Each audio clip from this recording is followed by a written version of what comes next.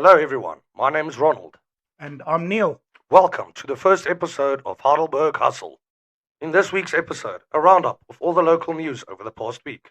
We'll also be taking a look at all the sport happenings in and around Heidelberg over the past week. We'll also have a chat about the crime situation in our area. We'll be talking to Brisha about the things we don't talk about. And finally, we end with a comedy section from our good friend Crazy Vary.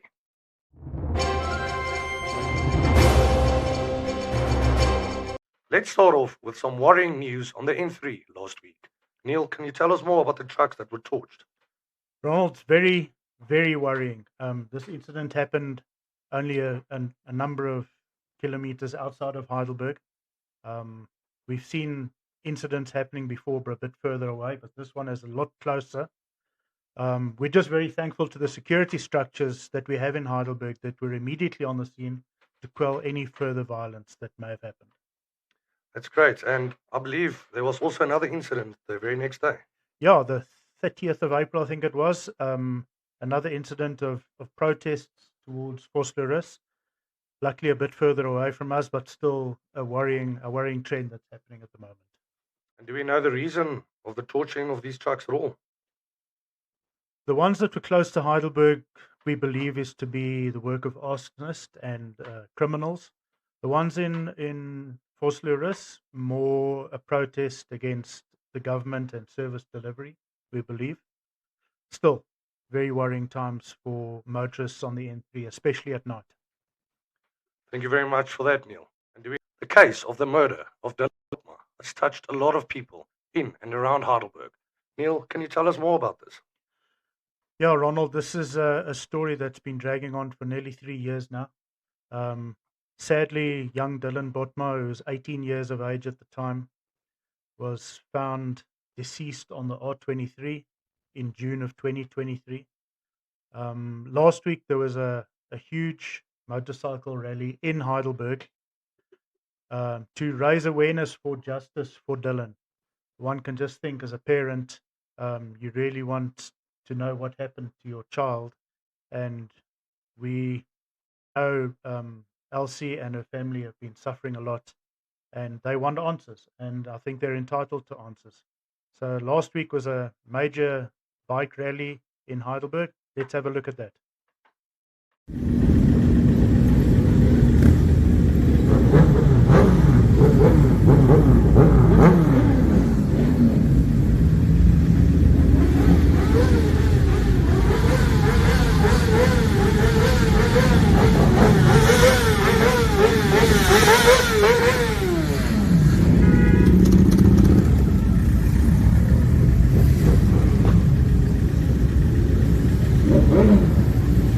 Also announced last week the date for the local government elections. Ronald, you going to tell us a little bit more? Yes, Neil, that's correct.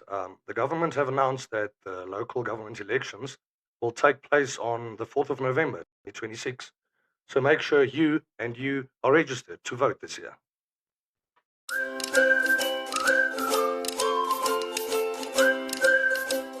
And to end this wrap-up, some good news from our friends at Pick n Pay, Ronald.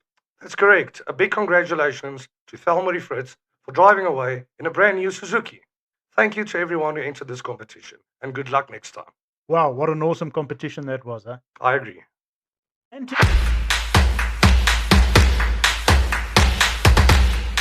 En ons begin ons sportsegment hierdie week met rugby nuus. En Ronald, ek hoor daar was groot rugby gewees in Heidelberg die afgelope Saterdag. Dis korrek, Neil. En Heidelberg Rugby Club se eerste span is aangewys as die Valke Presidentsliga polwenners. Baie geluk.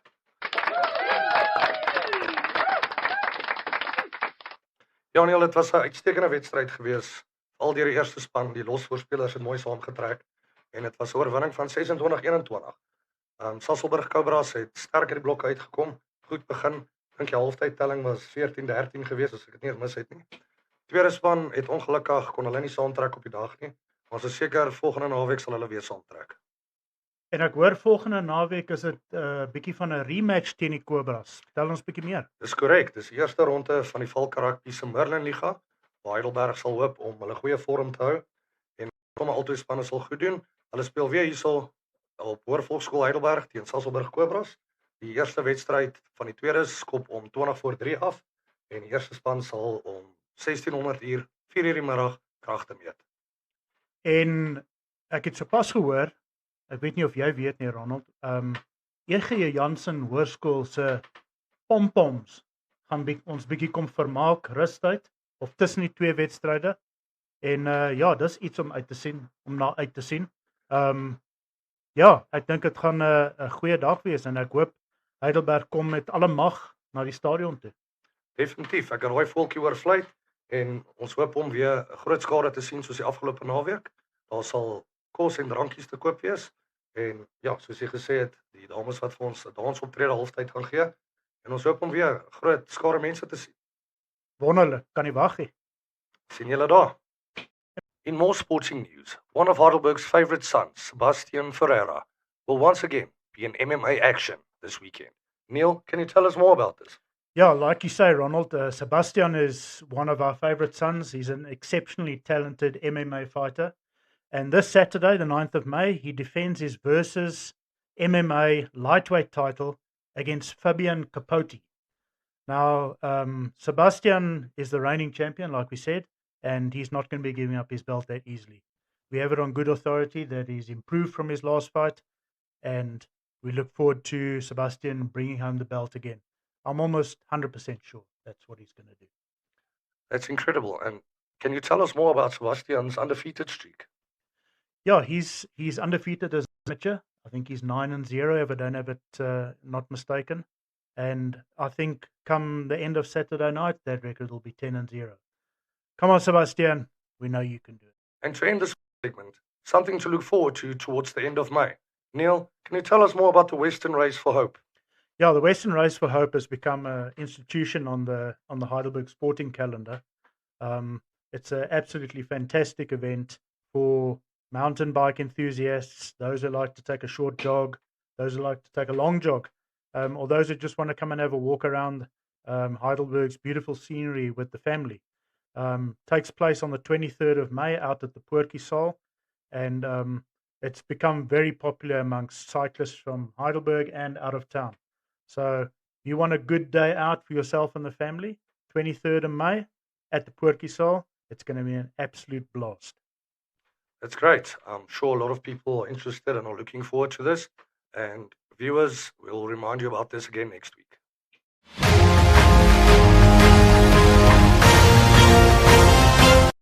Ons almal weet misdaad is 'n groot probleem in Heidelberg. En ons wil weet, wat kan ons daaraan doen? Ronald?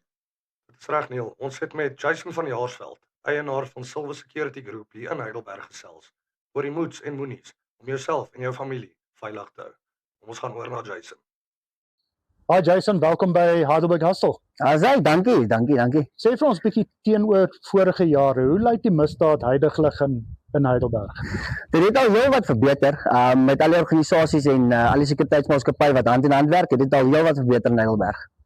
Dis goed om te hoor. Sê vir my, die misdade wat wel gepleeg word in Heidelberg, is dit deur mense wat plaaslik is of kom hulle van buite die dorpie aan? Kyk, ons het ons petty crime met ons ouens wat local is, maar meeste van ons misdaad en groot misdaad en goedjies kom maar is maar ouens van buite. Dit hijackings en daai goedjies is maar ouens van buite af. En ons weet ons plaaslike polisie kry baie hou op 'n tydkeer. Partykeer onnodig, partykeer dalk bietjie nodig. Wat is julle verhouding met die plaaslike polisie? Nee, ek sal sê ons het 'n goeie verhouding met hulle. Ons almal werk hand in hand saam. Hulle doen ook hulle deel en ons doen ons deel, ons help mekaar uit en ek dink dit is 'n goeie stryd om jy weet crime bietjie minder te maak. Wat is julle verhouding met ander sekuriteitsstrukture soos AfriForum, Rensburg Forum? Werk julle lekker saam? Ek dink ons het 'n goeie verhouding. Rensburg Forum wat nou onlangs opgekom het. Baie goeie ding. Rensburg, hulle kappie manne daarso. AfriForum werk baie goed saam met hulle en ek dink ons almal verstaan net die sekuriteit in Heidelberg moet verbeter en ons almal werk hand in hand saam met dit. Lekker. Wat kan die algemene publiek doen om hulle self, hulle besighede en hulle families natuurlik beveilig? Ja, ek sal sê sluit dan by 'n sekuriteitsmaatskappy. Maak nie saak wat jy in jou dorp nie. Maak seker jy het 'n goeie alarmstelsel, maak seker jy het 'n goeie kamerastelsel en weet, kyk na jou bure. As jy iets fout sien by 'n buurman se huis, laat weet ons is altyd daar om te help. Julle kan ons enige tyd skakel, crime stop hulle. Julle kan hulle altyd enige tyd skakel. Ons almal werk saam en ons almal wil Heidelberg beter met veiligheid. Awesome. Dankie vir jou tyd, Jason. Dankie.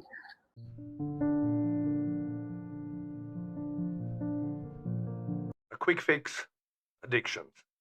Problems many of us struggle with. Neil? Ronald, you're so right. This week on the things we don't talk about, Risha's going to discuss cough mixture and how people can get addicted to something like cough mixture. It's not pretty, but we need to talk about it.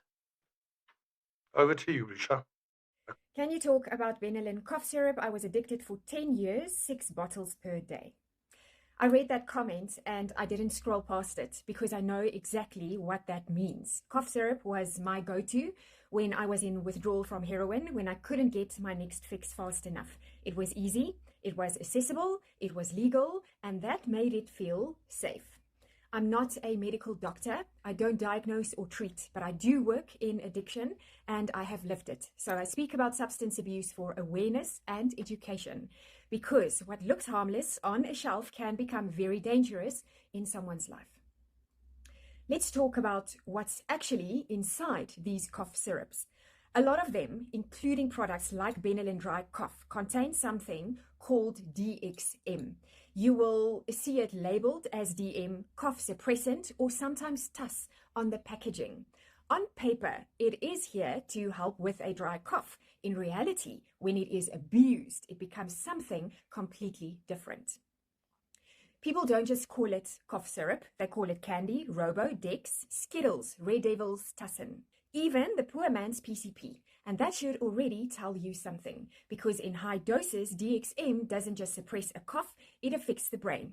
It can cause hallucinations, out-of-body experiences, paranoia, confusion. It slows down brain function, including the parts that control your breathing and your heart. And here's where it does get dangerous, because people think it is over the counter, so how bad can it be? But when you take large amounts, you are not just taking DXM, you are taking everything else in that bottle too, and often mixing it with alcohol and other substances without even realizing the risk. Short term, you are looking at dizziness, nausea, vomiting, blurred vision, slurred speech, poor coordination, you lose control, you lose judgment, but push it further and you are looking at seizures, loss of consciousness, heart problems, dangerously high body temperature, and even brain damage or death. Yes, you can overdose on cough syrup. And here's something most people don't know. DXM abuse doesn't always show up on standard drug tests. So people think they are getting away with it while their brain and their nervous system are taking damage in the background. Long-term use can lead to psychological dependency and, in severe cases, even psychosis. We are talking delusions, hallucinations, paranoia, full breaks from reality. Now, let's bring it back to Benylin specifically, because that's what was mentioned in the comment. Benylin Dry Cough contains DXM. It is sugar-free, alcohol-free, and it is sold over the counter. It's classified as an S2 medication, meaning you don't need a prescription. But here's the part people ignore. The patient information leaflet clearly warns that it can lead to dependence, especially in adolescents, young adults, and people with a history of substance abuse. That's not my opinion. That is in the official documentation. It also interacts with a long list of medications: antidepressants, antipsychotics, heart medication, methadone, which can increase the risk of serious side effects, including something called serotonin syndrome or dangerous drops in blood pressure. This isn't just a cough mixture. It is a substance that, when misused, can alter your brain, your body, and your behavior. And here's the truth most people don't want to hear. A lot of people don't start using cough syrup to get high. They start because they are sick, or because they're trying to cope, or because they're trying to come down or get through withdrawal, just like I did. But addiction doesn't care where you started. It only cares that you keep going. So when someone tells me they were addicted to 6 bottles a day for 10 years, I don't judge that. I understand how something so easily available, so normalized, can quickly take over. And that's exactly why we need to talk about it. Because the addiction hiding in plain sight is often the one people miss the longest.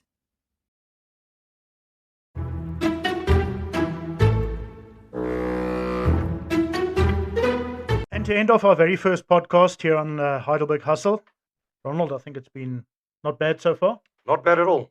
Bit nervous? Little bit, but we'll get there. Yeah, we'll get there eventually. But anyway, thanks everyone for joining us. We're going to close off the show with a little bit of humor from our very good friend Crazy Barry. He came and paid a visit to us in Heidelberg a few years ago. Ronald? Yeah, let's delve into the archives. Everybody, thank you for watching. Enjoy the short clip from Crazy Barry. Please remember to subscribe to our YouTube channel, Heidelberg Hustle Podcast. Thank you so much for watching. We'll see you next time with some brand new content. Cheers, everyone.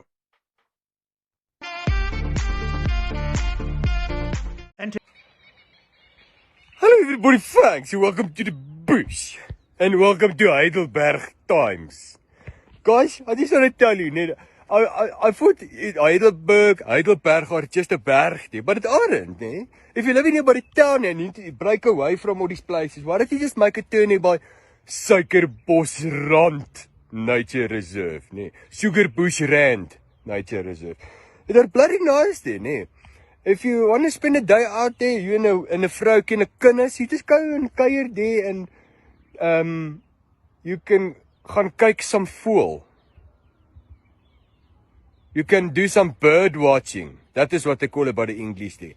So yeah, it's around the corner there. So just make a plan there. Take everybody and go visit there. Okay, just remember to take a book with, because there are things like yellow crested beds, suikerbekkies and things. You will laugh at. Okay, thanks.